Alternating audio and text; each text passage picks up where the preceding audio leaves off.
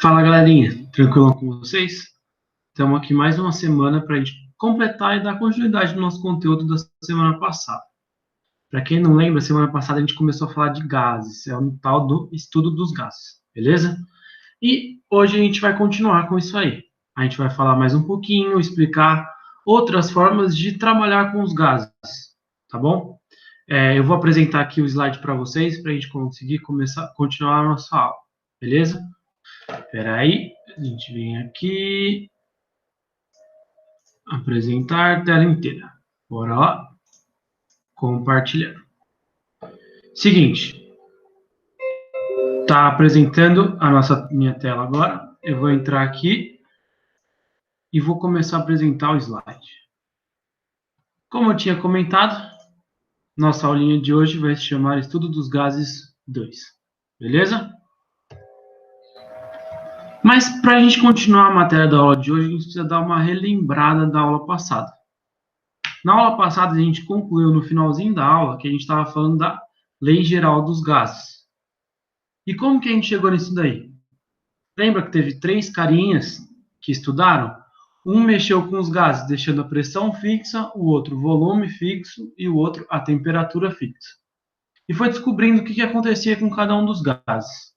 Nisso, juntando as informações desses 3 caras, a gente chegou na equação geral dos gases, que é PV sobre T é igual a uma constante, como está aí. Ou aquela formulinha que a gente comentou, do PVT Povotó, P1V1T1 igual a P2V2T2, que compara 2 gases em situações diferentes. Só que a gente tem que lembrar que essa formulinha só é válida quando a gente tem uma mesma massa de gases. Senão não dá para fazer essa comparação. Beleza? E agora? Como é que a gente vai continuar a nossa matéria? A partir daí, dá uma olhadinha. Na equação geral dos gases, a gente compara situações, certo? Situação 1 com situação 2. E quando nós só temos uma situação, como é que a gente vai fazer? A gente vai começar a trabalhar com uma equação que chama Lei de Clapeyron, beleza? A gente vai começar a trabalhar com isso aí. E o que é? Ela é baseada na equação geral dos gases. Você lembra que era PV sobre T igual a uma constante. Só que a gente fala lá, uma das regrinhas é que tem que ter uma massa constante para isso acontecer, certo? Então, na lei de Clapeyron, a gente tem que adicionar essa massa, porque a gente vai ver uma situação só, beleza?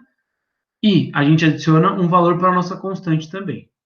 Se a gente tiver essa constante, a gente consegue trabalhar com uma situação somente. Dá uma olhadinha aqui.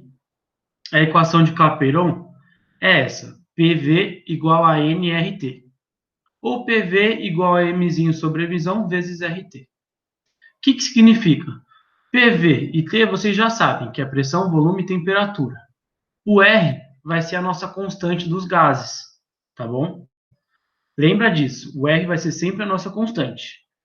E o Nzinho é o mol, quantos mols a gente vai estar trabalhando, beleza? Ali a gente coloca a formulinha do mol também, que é Mzinho, massa do gás em gramas, sobre Mzão, que é a massa molar. Mas isso tudo representa a mesma coisa. Não esquece. E aí no cantinho de vermelho está o valor de R, se a gente trabalha em atm, litro e Kelvin, e milímetros de mercúrio, litro e Kelvin. Tem esses 2 valores aí, tá bom? Só mudando de atm para milímetros de mercúrio, que é o que mais dá diferença aí nos nossos exercícios. Por isso que eu resolvi trazer só esses 2 para vocês. Beleza? Mas, professor, olha o tamanho dessa fórmula, cara. Como é que eu vou lembrar esse cara? Gente, eu tenho um macetezinho para lembrar, que é o jeito que eu gosto. Sabe Coroinha, nosso professor de redação? O sobrenome dele é Teodomiro, certo? Então acompanha comigo. PV igual a nRT. Passei a vara no rabo do Teodomiro. Pode ser? Vamos gravar desse jeito? Lembra do Coroinha, Antônio Teodomiro? Passei a vara no rabo do Teodomiro. Beleza? Assim não esquecemos mais. Agora a gente vai continuar. Eu tinha falado que essa equação geral dos gases, que essa equação de Clapeyron era baseada na equação geral dos gases. Dá essa comparadinha aí. Transformando PV igual a nRT, eu deixei de um jeito parecido com a equação geral dos gases. Olha aquela linha ali de baixo.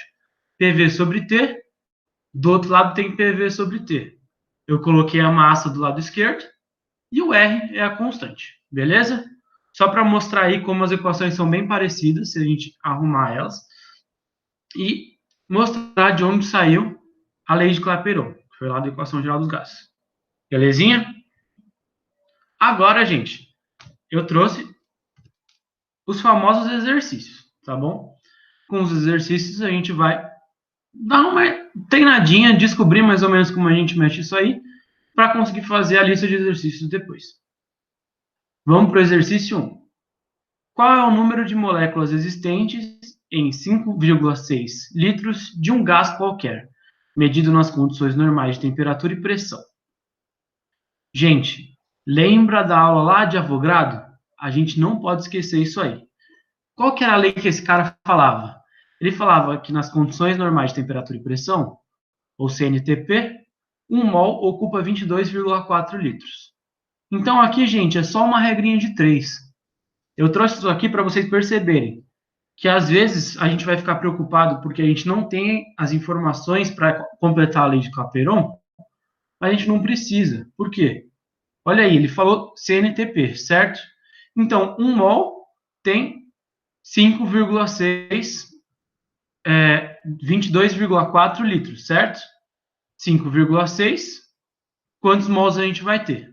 É isso que a gente tem que achar para descobrir o número de moléculas, beleza? Dá uma olhadinha aí na regra de 3. Ele comparou os litros com o número de moléculas já, ao invés de comparar com o número de mols, e resolveu o exercício. Beleza? Tranquilo? Só lembrar, CNTP, 1 mol ocupa 22,4 litros. Tranquilão? Vamos para o próximo. Eu trouxe o exercício 2. Qual é o volume ocupado por 19 gramas de flúor a 27 graus Celsius e 1,64 atm? A primeira coisa que a gente tem que saber é descobrir qual que é a massa atômica do flúor, que ele está dando ali no exercício, 19U. Então, a gente vai descobrir a massa de F2, que é a forma do flúor que ele está dando ali para a gente. A gente sabe que a massa é 38 gramas, porque é só fazer 19 vezes 2. E agora a gente tem a temperatura, a gente tem a massa, a gente tem a pressão e a gente vai achar o volume, beleza? Então a gente vai usar a equação PV igual a M sobre Emão vezes RT. Por que essa daí? Porque a gente não tem o Nzinho, que é o número de mols do nosso flúor. A gente tem a massa inicial e a massa molar. Belezinha? Usando essa fórmula aí, dá uma olhadinha bem na resolução. 1,64 vezes V é igual a 19 sobre 38 vezes 0,082. E a gente não pode esquecer de transformar o 27 graus em Kelvin, porque a gente sempre trabalha com Kelvin nessa parada. Beleza? Nisso, a gente vai tirar o volume de 7,5 litros. Estamos entendidos? Tranquilo? Fácil? Só aplicação de fórmula até aqui, hein, galera? Vamos lá. Agora a gente tem o exercício 3. Determine o número de mols de um gás que ocupa o volume de 90 litros. Esse gás está a uma pressão de 2 atm e uma temperatura de 100 Kelvin. Dado R igual a 0,082. Então, nesse exercício aí, galera, ele deu tudo. A gente só precisa substituir na equação. Qual a equação? Passei a vara no rabo do Teodomiro. Não esquece, PV igual a nRT. Então, vai ficar 2 vezes 90, certo? Pressão 2 atm, 90 litros, igual a N, que é o número de mol que a gente quer descobrir, vezes o R, que é 0,082, vezes 100 Kelvin, que é a temperatura. Nisso, resolvendo as continhas aí que eu já coloquei para vocês, dá uma olhada. 180 igual a N vezes 8,2, isso vai dar igual a um Na21,95 mol. Aplicação de fórmula, galerinha. Tranquilão, beleza? Por hoje, estamos finalizados. Lembrem de se cuidar, tá bom? E não esqueçam, a matéria de gases é muito, muito, muito importante. Então, deem uma olhadinha na aula passada, nessa aula, façam as listas e qualquer coisa, manda aquela mensagem para tirar uma dúvida. Galerinha, se cuidem. Peterzão ama vocês, tá bom?